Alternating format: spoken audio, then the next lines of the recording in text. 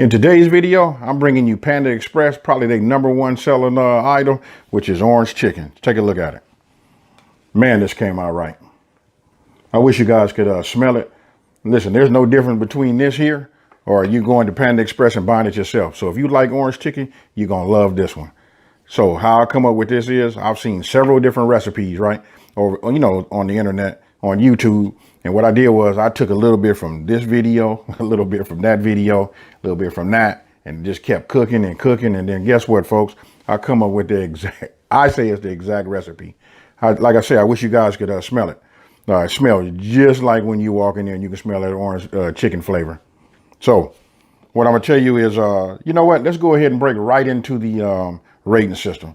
On this one here, I'm torn between a 5 and a 6. I want to give it a 6, but I'm gonna go ahead and meet it halfway and just give it a 5. And you know, my rating system goes like this from 0 to 10, 10 being the most difficult. And we're gonna go ahead and give it a 5. Reason being, listen, there's a few ingredients, but it's very, very easy to, you know, put together and cook. Here's the tricky part. When you're cooking the orange chicken sauce to put on the chicken after you've made it, you fried it, this is the tricky part right here. You got to make I call it a corn starch slurry, which is corn starch and water. You know, you mix it up. Listen, when you add it into your saucepan, you must immediately stir it up. If you don't, you know what? It'll just clump up and it'll be hard to work with. In this video, you'll see when I made mine, because of my positioning of my camera, I was off to the side a little bit. And by the time I put my utensil down, you know, and got myself in position to, you know, start stirring, it had already started to thicken up real quick. So listen, when you want to pour it in slow and constantly just turn it, you know what I mean? Just keep, you know, stirring, and it'll thicken right up for you. Outside of that, like I say, we give it a 5.